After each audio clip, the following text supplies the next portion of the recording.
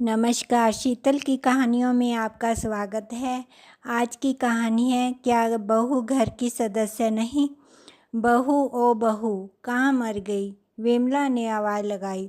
वो अभी सारा काम निपटाने के बाद नहाने के लिए गई थी और सास की हर 2 मिनट में ऐसी आवाज़ सुनने की उसकी आदत पड़ चुकी थी। जरा सी नज़रों के सामने से हटी कि सास चिल्लाना शुरू कर देती। इस बार आवाज़ कुछ ज़्यादा तेज़ थी, कोई अनहोनी न हो गई हो। उसने जैसे तैसे अपने ऊपर 2 मग पानी डाला और कपड़े पहनकर बाथरूम से दौड़ते हुए सास के कमरे में पहुंची। अरे मरी, तुझसे एक काम भी ठीक से नहीं होता। कमला देवी फिर चिल्लाई। क्या हुआ माँ जी, उसने डरते डरते पूछा। हुआ क्या है, दिखता नहीं कमबख्त, ये कमरे में पानी पड़ा है, आज पोछा नहीं लगाया था क्या। अभी कहीं मैं गिर जाती तो मेरी हड्डी पसली टूट जाती, कमला देवी ने चिल्ला कर कहा। लगाया तो था माँ जी, उसने धीरे से कहा। तो ये कहाँ से आ गया। हे भगवान, मेरी तो किस्मत ही फूटी है जो ऐसी लड़की पर मेरा बेटा लट्टू हो गया। न जाने कहाँ कहाँ से बड़े बड़े घरों से उसके लिए रिश्ते आ रहे थे। अच्छा अब चल जल्दी से इसे साफ कर दे, सास ने चिल्लाते हुए कहा। उसको पता था कि नहाने जाने से पहले ही उसने पूरा घर साफ किया और ये पानी जानबूझकर उसकी सास ने ही उसे तंग करने और ताने सुनाने के लिए गिराया है। फिर भी उसने बिना कुछ बोले गिरे पानी को साफ कर दिया और अपने कमरे में आकर थोड़ा आराम करने बैठ गई। वो सोचने लगी, सास की चिल्लाहट अब कौन से काम के लिए बुलाने वाली होगी। उसके लिए ये कोई आज की बात नहीं थी। जब से वो शादी कर इस घर में आई थी, उसके पति के ऑफिस जाते ही ये रोज़ का नियम था। आज किसी बात पर, कल किसी बात पर। बस उसकी सास को एक बहाना चाहिए था। अगर नहीं मिलता था तो बहाने बनाने की कला में वो माहिर थी। इस रोज़ रोज़ की किचकिच से अक्सर वो तंग आ जाती थी, पर कुछ पति के प्यार, कुछ सास की उम्र और कुछ घर की नई बहू होने के वजह से सब बर्दाश्त कर रही थी। उसे खुद ही समझ नहीं आ रहा था कि उसके खुद के वजूद में इतना परिवर्तन कब और कैसे आया। उसको यह भी याद नहीं कि कब उसके अपने घर में उसकी माँ या पिता ने कभी उससे ऐसे सुर में बात की। अपने कॉलेज और स्कूल के समय तो वो बिंदास लड़कियों में से एक थी।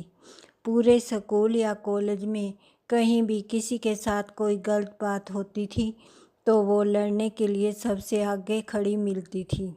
किसी के भी हक के लिए वो पूरे सिस्टम से लड़ जाती थी, पर आज अपने ही खिलाफ हो रहे अन्याय को चुपचाप सह रही थी।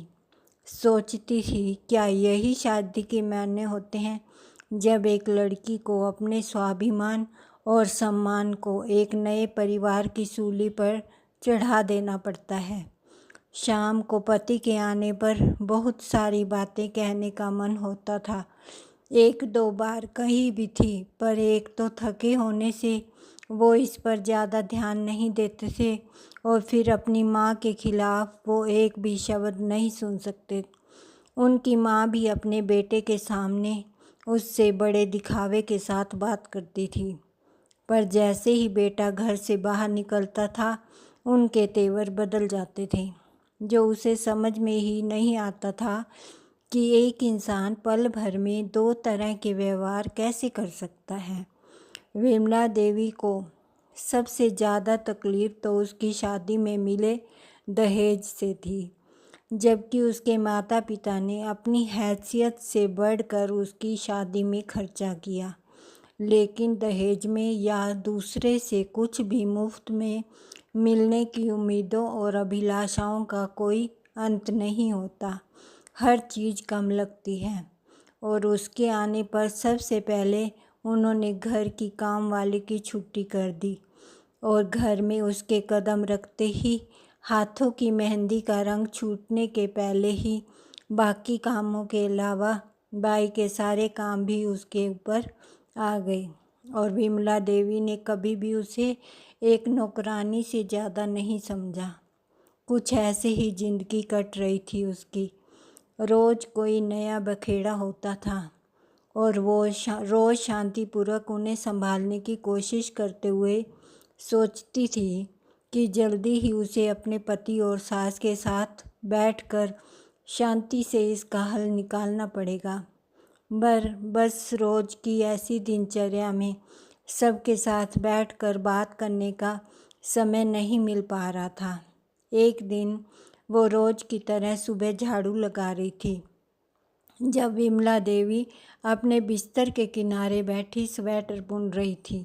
अचानक जैसे ही वह झाड़ू लगाते लगाते उनके पास पहुंची, उसने बिना कुछ देखे बहू को ज़ोर से लात मारी और चिल्लाई, अरे कुछ अकल भी है या घास चरने गई है? जब मैं कुछ कर रही होती हूँ तभी तुझे काम सूझता है। अभी ही मेरे कमरे में झाड़ू लगनी थी तुझे। क्या तुझे नहीं पता कि मुझे धूल से कितनी एलर्जी है? ये आज का नया बहाने था उसे तंग करने का, क्योंकि घर में रोज़ ही ऐसे ही काम होते थे और पहले कभी भी ऐसी कोई बात नहीं हुई थी। फिर वो भी अपनी सास के व्यवहार को जानते हुए बहुत संभल के काम करती। वो उनके द्वारा दिखाई जगह पर सफाई के लिए जैसे ही थोड़ा झुकी, ना जाने किस झोंक में विमला देवी ने ज़ोर से पैर चलाया और वह बहू के कंधे पर जा लगा। जब तक वो खुद को संभालती, उसका सिर सामने की दीवार से टकराया और गिर पड़ी। विमला देवी चिल्ला उठी, क्या हुआ कलमुही? मर गई क्या? उठ क्यों नहीं रही? बचा हुआ काम कौन करेगा? चल उठ। वो उनकी कुछ बातें सुन तो रही थी पर समझ में कुछ नहीं आ रहा था और बड़ी हिम्मत करके जैसे तैसे वो उठने की कोशिश कर ही रही थी कि विमला देवी ने फिर ठोकर मार दी और सिर दोबारा दीवार से टकरा गया। इस बार बहू बेहोश हो गई थी। सास बड़बड़ाते हुए उसे कोसती रही।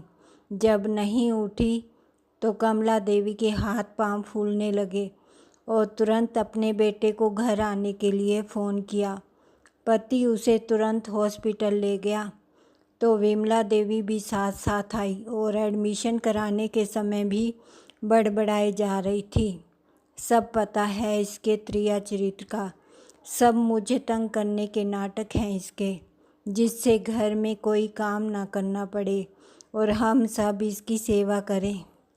यूँ तो उसका बेटा काफ़ी दिनों से घर में जो चल रहा था सब देख और समझ रहा था, पर आज माँ के ऐसे व्यंग देखकर कुछ ज़्यादा ही परेशान हो गया। लेकिन इस समय उसे अपनी पत्नी की जान बचाने की पड़ी थी। डॉक्टर की तमाम कोशिशों के बावजूद सिर के अंदर कोई नस फट जाने से पहले तो वो कुछ दिन कोमा में रही और अगले एक ही सप्ताह में उसने दुनिया छोड़ दी। वक्त के साथ साथ बातें कहाँ छुपती हैं। धीरे धीरे पड़ोसियों की जुबान पर उसके प्रति विमला देवी के बुरे बर्ताव की बातें सामने आने लगी, जिसमें विमला देवी के बेटे का भी नाम आ ही जाता था। और जब उसको लेकर बातें कुछ ज़्यादा बढ़ने लगी तो उनसे तंग आकर एक दिन विमला देवी के बेटे ने पंखे से लटककर सुसाइड कर ली। अब पूरे घर में दिन भर सन्नाटा रहता था। विमला देवी कुछ दिनों तक लोगों को दिखाई पड़ती रही और अक्सर घर के अंदर से उनकी आवाज़ें सुनाई पड़ती थी, अरे कलमुही कहाँ मर गई? मेरे बेटे को भी साथ ले गई। चल जल्दी आ जा बहू, घर बहुत गंदा पड़ा है। चल थोड़ा झाड़ू पोछा कर दे। फिर उसी लय में रोते रोते उनकी आवाज़ सुनाई पड़ती थी, बहुत अच्छी थी बहू मेरी, कभी शिकायत नहीं करी उसने। अभी हॉस्पिटल में है, इलाज चल रहा। मेरी वजह से उसका सिर फट गया था ना। मेरा बेटा भी उसी के पास है, लेकिन अब तो वो ठीक हो गई होगी। अरे कोई तो उन दोनों को वापस ले आए। अब कि उसे कुछ नहीं कहूँगी। कुछ दिनों के बाद पता लगा कि उनके किसी दूर के रिश्तेदार ने उस मकान को आने पौने दामों में किसी को बेच दिया था, क्योंकि विमला देवी के पागल खाने में भर्ती होने के बाद उस मकान को देखने वाला कोई नहीं बचा था। धन्यवाद।